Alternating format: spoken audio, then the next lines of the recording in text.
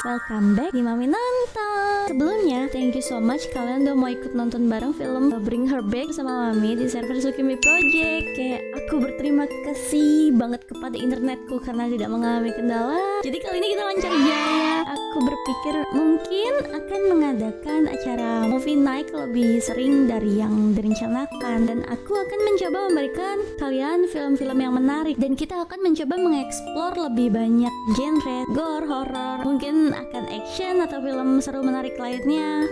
Tapi untuk review aku mungkin akan tetap fokus di horor. Cuma pas nobar kita akan coba mencari yang menarik yang bisa kita tonton bersama-sama. 那位跳舞当中没得大体，不是他。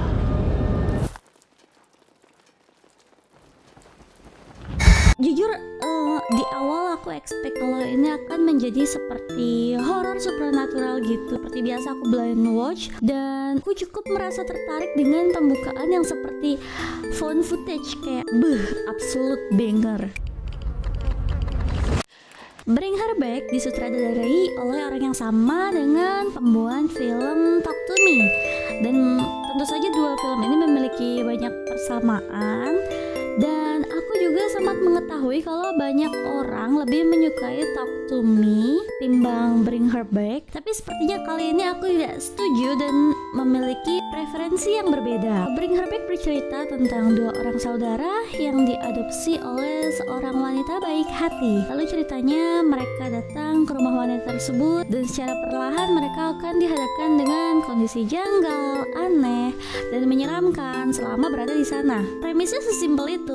Aku akan mencoba untuk spoiler free kali ini ya. Aku mau fokus dan excited dengan reviewnya itu sendiri. Semoga aku bisa. Di awal tuh aku nggak sadar dan aku merasa sampai kayak berdecak dalam hati. Oh no, karakternya adalah seorang teenager. Terus lambat laun berubah menjadi oh no, mereka memiliki chemistry dan dinamik unik yang menyenangkan semacam itu. Kayak perubahan itu emang nggak boleh ya ngejudge di awal tuh, nggak boleh ya. Gimana ya, bahasa yang digunakan sama kedua saudara itu tuh cukup gaul dan baru, dan mereka menggunakan beberapa slang. Apa ya, generasi sekarang tuh sebutannya aku kurang tahu, dan menurut aku tuh cukup enjoyable dan tidak cringe gitu loh. Maksudnya kan kayak untuk mami yang generasinya berbeda, mereka itu tidak terlalu off. Justru aku merasa lagi mempelajari bahasa gaul dari mereka gitu. Aku tidak expect kalau para teenager di sini bisa membawa mami ke alur itu. I tell you a secret.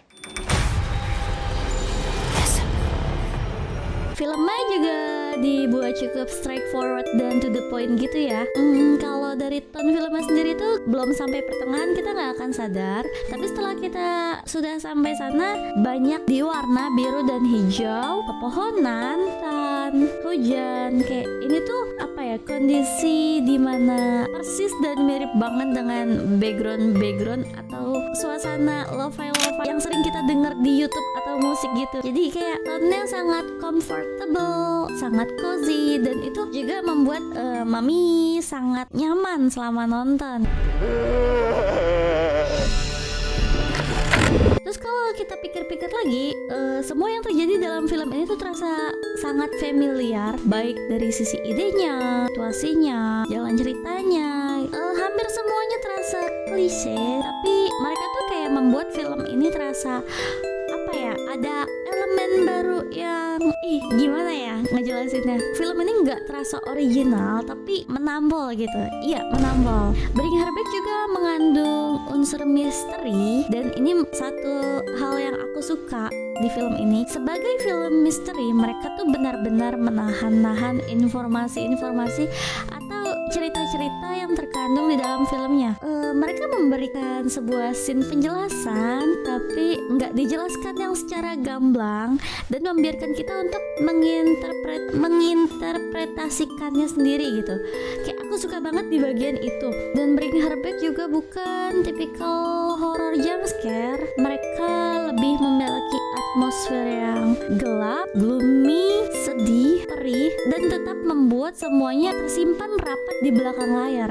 Ketidaktahuan dari audiens dan puncak psikologis di film inilah yang membuat semuanya menjadi horor. Kayak apa yang menjadi misteri tetap menjadi misteri di dalam film ini. Kalau kalau Mami sendiri tuh nggak sampai kayak bertanya-tanya seperti sebagian orang, kayak nggak terlalu penasaran karena Mami juga punya pemikiran sendiri tentang misterinya. Mami pikir kayak mereka cukup menjelaskan dengan baik, mereka memberikan poin dan hintnya berada di mana, tapi emang mereka tidak mengekspor secara menyeluruh sehingga membuat kita berpikir bahwa ada beberapa yang terasa seperti plot hole yang aku pun di awal juga sempat merasa begitu, tapi ternyata setelah aku mencoba eksplorasi sendiri lebih paham maksud dan tujuannya tuh apa, ya begitu, lebih menerima. Terus di film ini kayak detail-detail kecil itu juga sangat penting, jadi kalau kamu ketinggalan sedikit ya begitu, udah kita nggak dapat scene lengkap, nggak nangkep detailnya, ya sudahlah, bye gitu. Kita akan kehilangan semuanya yang tadinya udah kumpul nih di kepala, udah nyambung, tiba-tiba kayak disconnect gitu kalau kamu lengah sedikit. Just beautiful things. Terus Bring Her Back juga dibungkus dengan drama yang emosional, di mana kayak mereka menggunakan permainan simpatik. Jadi kita bisa ditempatkan pada posisi pertengahan antara protagonis dan antagonisnya. Kita nggak akan tahu alurnya kemana, dan kita nggak tahu harus memihak siapa. Kayak semuanya itu dibangun dengan perlahan dan amat solid. Aku suka banget slow burn gitu. Dan aku juga kayak baru melihat bagaimana psikologi sangat berperan di sini. Bagaimana trauma sebuah kesedihan dapat membuat suatu keadaan tuh menjadi kacau balau. Cuma aku merasa agak sedikit overused dalam penampilannya. Kayak I mean it's not bad, tapi kayak agak kinda over scenes I think. Karena hal ini juga ada beberapa orang yang menganalisa lebih lanjut tentang genre film ini. Apakah ini pantas disebut horor? Apakah ini adventure thriller, drama, dan semacamnya? Sedangkan Mami sendiri nggak selalu menganggap genre horor sebagai jump scare. Dan menurut Mami, keadaan di film ini tuh cukup horor dan creepy, sangat. Well, iya, ada saingannya di Hereditary, tapi nggak apa-apa, masih jauh beda. Terus aku juga benar-benar nggak nyangka kalau mereka akan memberikan kayak wide shot yang benar-benar HD. Kita melihat dengan sangat jelas, terasa amat nyata. Semua orang bisa melihat dan wow, itu adalah gore yang sangat juicy. Aku nggak berpikir kalau akan ada gore di film ini. Aku udah expect ini akan jadi supernatural gitu. Jadi akhirnya malah sebuah surprise tersendiri buat Mami. Seru sih karena membuat merinding dan ngilu beberapa bliss yang menonton bersama.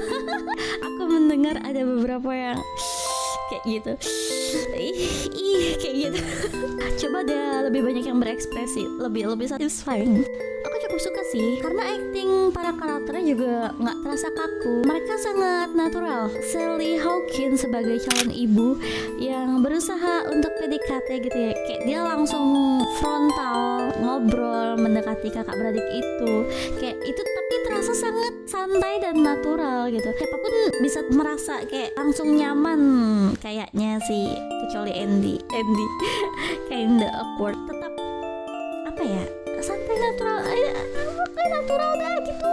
Menurut aku semua acting para aktornya tuh sangat top banget, termasuk Donna Horen sebagai karakter Oliver. Ini ada perbedaan yang sangat kontras, adu actingnya sangat berasa. Sally Hawkins nih di sini membawa peran dan acting yang sangat mayor, sedangkan Donna Horen sebaliknya, dia membawakan acting minor tapi sangat berefek dan sangat top jempol guys, top jempol habis, terutama bagian setengah film ke belakang. Oliver lost his family just like you guys. Settingnya sendiri terasa homey banget. Mungkin karena mereka emang tidak memiliki banyak pengambilan shot di luar rumah ya. Lokasi yang sangat terbatas dan biasanya akan memberikan sensitivitas yang berlebih terhadap audionya. Tapi di film ini semuanya terasa balance, dari dialog hingga suara langkah kaki, semuanya terasa ngeflow normal. Bahkan ketika ada dendang kencang dari radio, terus lalu tiba-tiba kayak hening, lalu tiba-tiba dialog, lalu kembali hening, kayak wah itu kayak terasa banget di rumahnya, kayak kita seperti di rumah kita, seperti menonton orang rumahan biasa, kayak itu homey banget. Dan ya, thank you Bring Her Back untuk membuat karakter teenager yang tidak bajingan Aku suka gimana intensitas karakternya tuh dibuat dan dibangun, ya yang tadi aku bilang sangat lamban, dan ada perasaan roller coaster dimana kamu akan berpikir siapa ya yang harus dipihak atau didukung gitu, dan kamu akan bertanya-tanya pada akhirnya ini akan dibawa kemana gitu, akan terjawab semuanya di belakang. Menurut aku itu permainan roller coaster yang cukup menyenangkan dan aku suka itu. Aku rasa ini bukan untuk orang-orang yang menyukai horor secara umum atau yang memang menanti surprise atau menanti hal-hal menarik pada film horor umumnya gitu ya. Tapi jelas ini adalah film untuk disturbing freak, yang mana itu mami juga. Jadi ya bisa dimengerti lah gitu ya guys, kalau ada yang nggak begitu cocok dengan film Bring Her Back. Untuk skornya mami akan memberikan cukup tinggi karena aku ya benar-benar lebih suka ini dibanding Talk to Me juga. Apa ya, walaupun aku udah rewatch, aku tetap nggak bisa suka sama itu.